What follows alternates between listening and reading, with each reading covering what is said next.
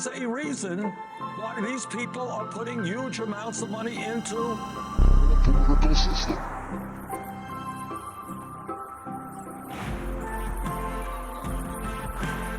It's all about checks. No one gave a damn about anything other than who I knew and how much would it cost for us to write checks to get into those offices.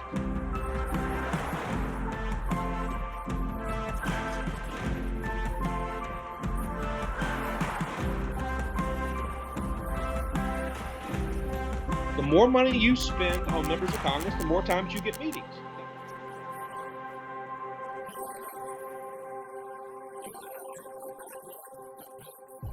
What do you think the approval rating of Congress is? Just guess.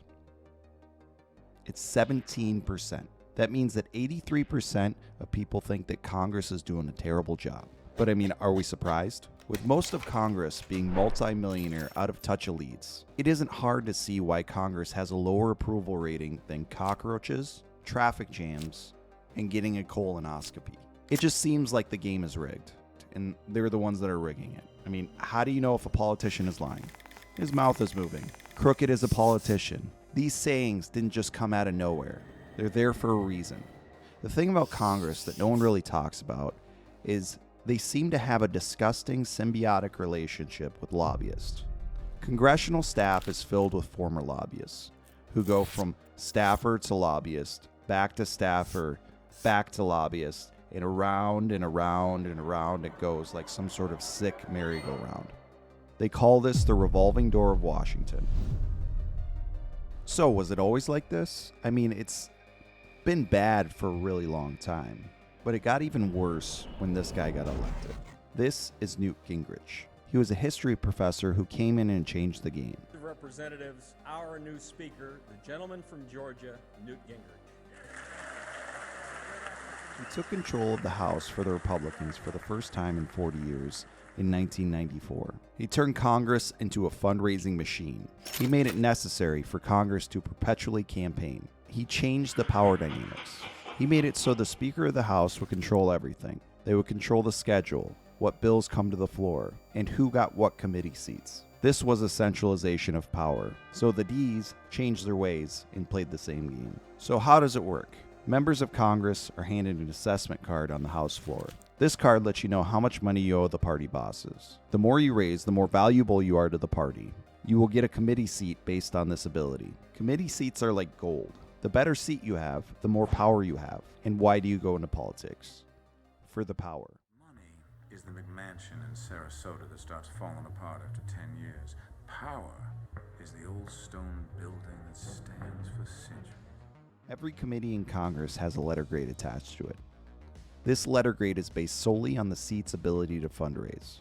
At one point, these committee seats were based on merit. If you have a background in technology, you might get a seat on that committee, for example. But now it's solely based on your ability to raise money. When the money's coming your way, you don't ask any questions. The first thing leadership will say to you if you want to get on a specific committee is you need to do more work across the street. This is code for the NRCC or the DCCC. In these buildings, Congress will sit in cubicles like glorified telemarketers and cold call lobbyists and special interest groups to raise money. This is how special interest groups literally control Washington. And right here, if you look, this is the fundraising expectations per cycle.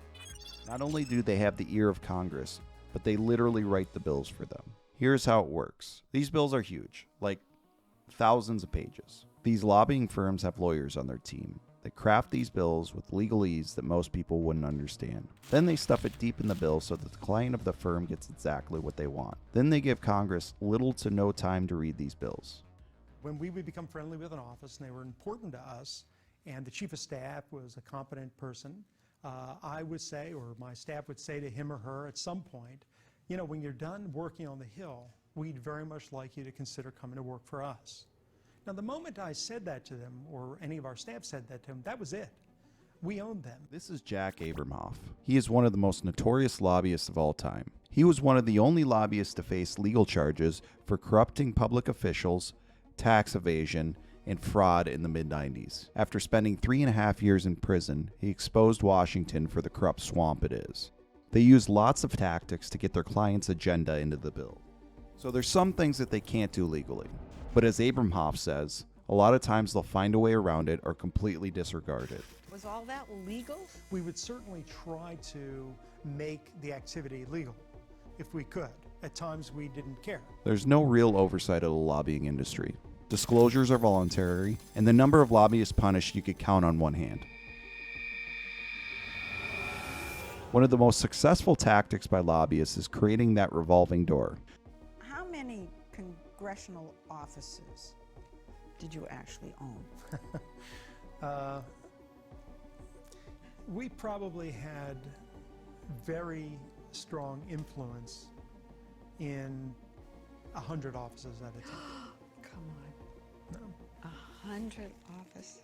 In those days, I would view that as a failure, because at least 335 offices that we didn't have strong influence in. Okay, so here's the makeup of a congressional staff. At the top, you have a chief of staff, and then you have 3 departments. You have the policy department, the comms department, and the admin department. 60% of defeated or retired lawmakers of the 116th Congress found jobs lobbying. After every election, the revolving door spins a little faster, as headhunters for lobbying firms and special interest groups snatch up departing government officials and aides. The members of Congress here have the greatest number of staffers who either came to Capitol Hill after representing private interests or left members' staff for a lobbying position.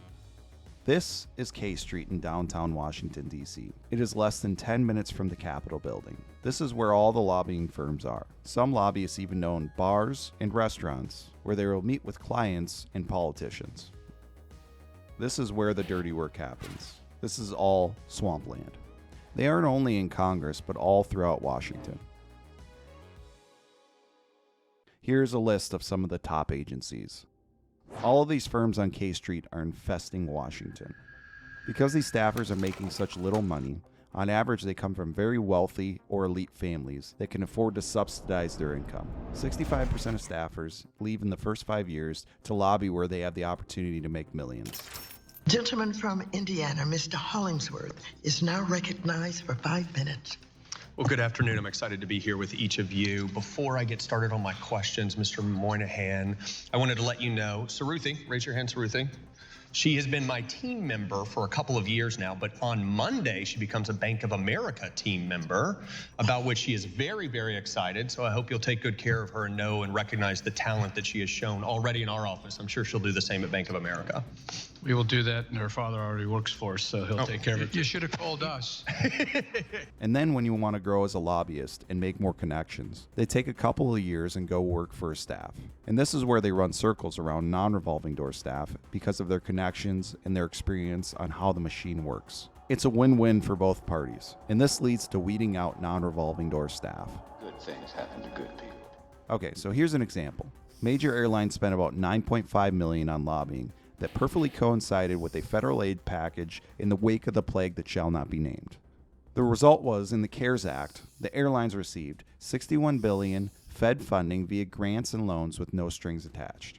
So this is a great return on investment that the taxpayers are footing the bill on. And the flip side is this legalized insider trading. You're all being paid.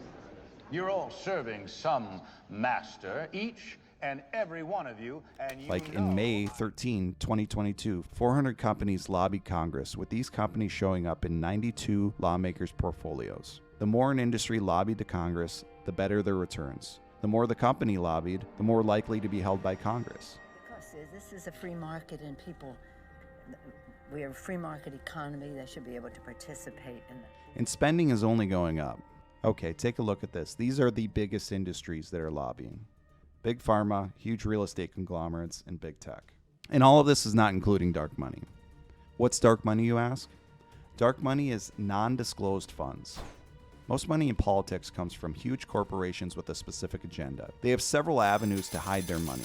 Dark money groups have spent roughly $1 billion, mainly on television and online ads and mailers, to influence elections in the decades since the 2010 Citizens United v. FEC Supreme Court ruling that gave rise to the politically active nonprofits. Shell companies, super PACs, nonprofits. It's all just a giant shell game the ruling class uses to cover their tracks. It is no surprise why the richest countries in the U.S. belong to Loudoun, Howard, and Fairfax counties, which conveniently surround Washington, D.C.